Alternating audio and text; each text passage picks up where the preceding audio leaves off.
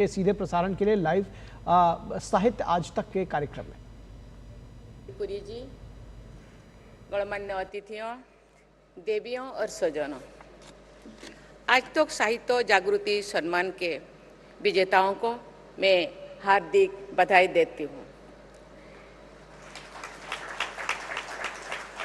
जो समाज या संस्थान साहित्य साधना से जुड़े रचनाकारों का सम्मान करता है, उसके भविष्य के प्रति विश्वास मजबूत होता है।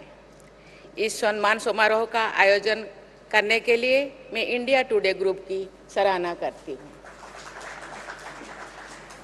आज तो साहित्य जागृति लाइफ टाइम अचीवमेंट अवार्ड के लिए मैं गुलजार साहब को विशेष बधाई देती हूँ। साहित्य और कला जगत के ये सदैव समर्पित रहे हैं। उनके एक फिल्म मीरा का उल्लेख में आज कुछ कहना चाहूँगी। 16वीं सदी के मीराबाई ने भक्ति साहित्य की अमर कविताओं की रचना की। साथ ही मीराबाई ने मध्यकालीन भारत के समाज में महिलाओं को बंधन में रखने वाली मान्यताओं को खारिज कर दिया था। मीराबाई सामाजिक यातनाओं के बीच आस्था और साहित्य के विजय का प्रतीक है। आज से लगभग 45 साल पहले बनी मीरा फिल्म के रूप में गुलजार साहब ने हमारे सिनेमा, समाज और साहित्य को एक कलापूर्ण धरोहर सौंपे। ऐसी कृतियों के लिए मैं आपकी सराहना करती हूँ। मैं मानती हूँ कि महिलाओं के दृष्टिकोण को समझने वाले संवेदनशील पुरुष हमारे समाज को बेहतर बनाते हैं। मुझे ये जानकर बहुत प्रसन्नता हुई है कि आज श्रेष्ठ रचना सम्मान प्राप्त करने वाली उषा प्रियंवदा जी कई दशकों से निरंतर साहित्य सेवा करती रही है। वे महिला अनुभूतियों को आधुनिक सोच के साथ व्यक्त करती रही है। मैं उन्हें हार्दिक बधाई देती हूँ। आज सम्मानित रचनाओं में गांव गरीब किसान का जीवन है। लगभग 1200 वर्ष पहले के ओडिशा की पृष्ठभूमि में वैद्य और शैव पंथों से जुड़े कथा है, जो गुलजार साहब की जीवनी है। झारखंड के परिवेश में भारत के गांव कस्बे का चरित्रण है। एक पौराणिक कथा के प्रसंग में नारी के साहित्यिक संघर्षों की गाथा है तथा भारतीय परंपराओं के सौंदर्य को अद्भुत चित्रकला के माध्यम से प्रसारित करने वाली केरल में जन्मे राजा रवि वर्मा का एक गुजराती भाषा के विद्वान द्वारा लिखा गया जीवन वृत्त है। इस तरह आज पुरस्कृत कृतियों में अतीत से वर्तमान तक के भारत की विविधता का दर्शन भी होता है और साहित्यकारों को कई पीढ़ियों का एक साथ परिचित भी मिलता है। मैं आज सभी रचनाकारों को एक बार फिर बहुत बहुत बधाई देती हूँ। हमारे देश में विभिन्न भाषाओं में रचित स्थानीय साहित्य में अखिल भारतीय चेतना सहज ही विद्यमान रहती है। ये रचना रामायणों और महाभारत से लेकर हमारी स्वाधीनता संग्राम से होते हुए आज के साहित्य में भी दिखाई पड़ती है। उत्कलमणि पंडित गोपबंधु दास द्वारा भारतीय चेतना की ये अभिव्यक्ति मुझे बहुत प्रिय है।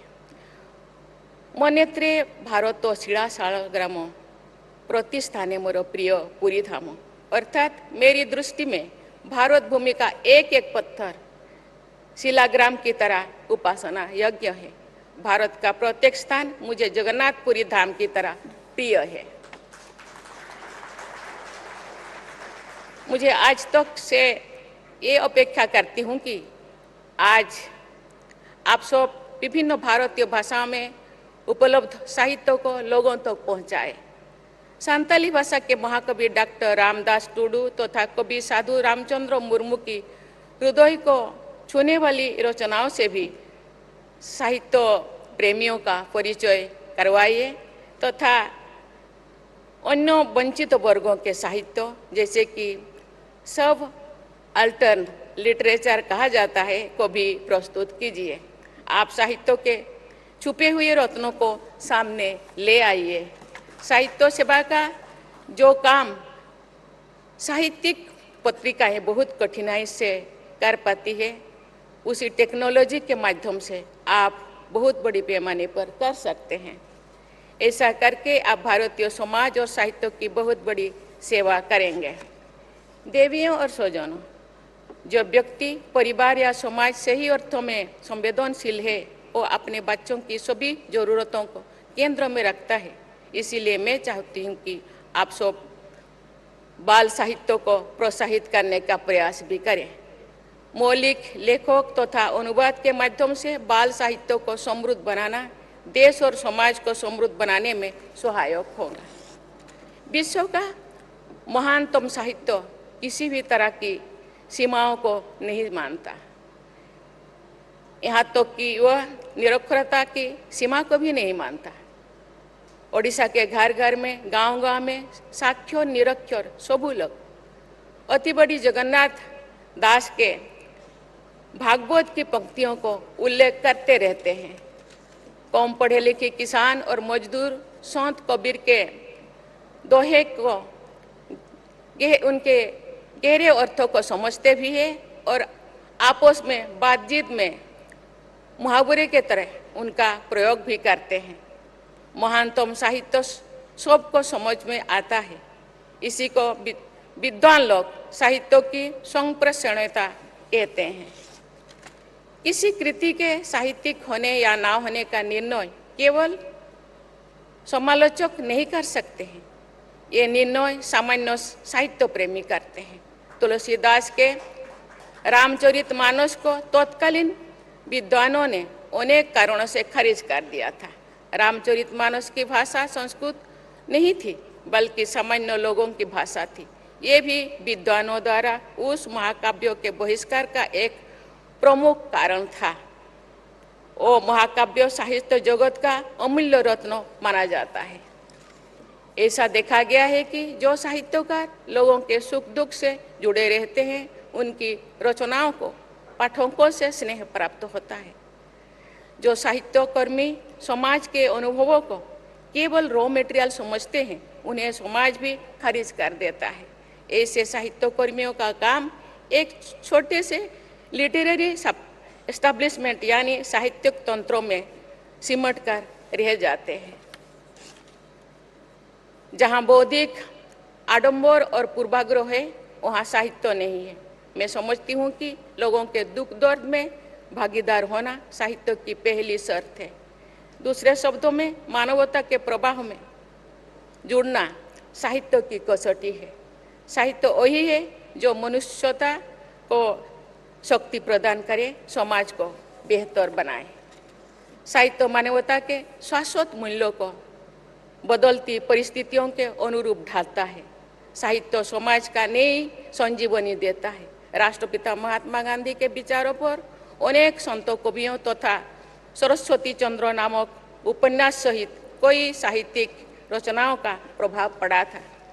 साहित्य के ऐसे प्रभाव का सम्मान करना ही चाहिए। आज तक साहित्य जागृति सम्मान के विजेताओं को मैं पुनः बहुत बहुत बधाई देती हूँ। हम सब के सामने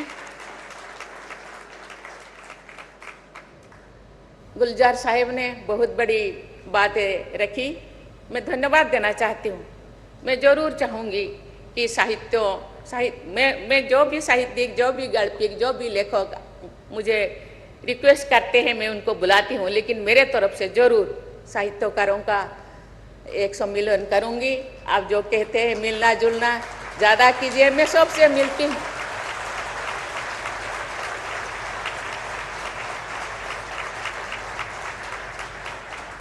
मैं सबसे मिलती हूँ। राष्ट्रपति भवन राष्ट्रपति का नहीं है, ये राष्ट्र से समर्पित है, ये राष्ट्र का है। राष्ट्र से जुड़े सभी लोगों का अधिकार है।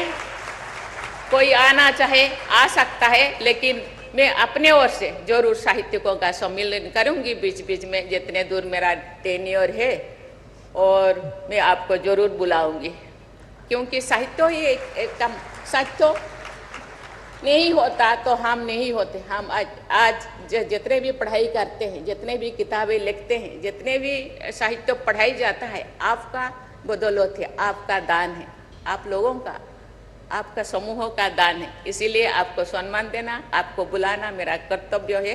मैं जरूर जो मुझे रिक्वेस्ट करते हैं उनको मैं मिलती थी। मुझे लगता है मेरा भी कर्तव्य बनता है आपको बुलाने का, मैं जरूर बुलाऊंगी।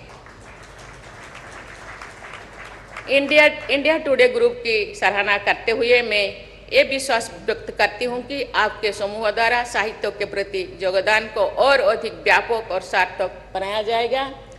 इसी उम्मीद के साथ मैं आपको बहुत बहुत शुभकामनाएं देती हूँ। धन्यवाद। जय हिंद, जय भारत। तो साहित्य आज तक के कार्यक्रम में को संबोधित कर रही थी राष्ट्रपति द्रौपदी मुर्मू, और साहित्य के प्रति उनका समर्पण साफ तौर पर देखा जा सकता था। और उन्होंने चलते चलते अंत में ये बात कही कि साहित्य का सम्मेलन भी वो अपने यहाँ कराना चाहेंगी और बीच बीच में ऐसा जमावड़ा साहित्यकारों का वो लगाना चाहेगी जो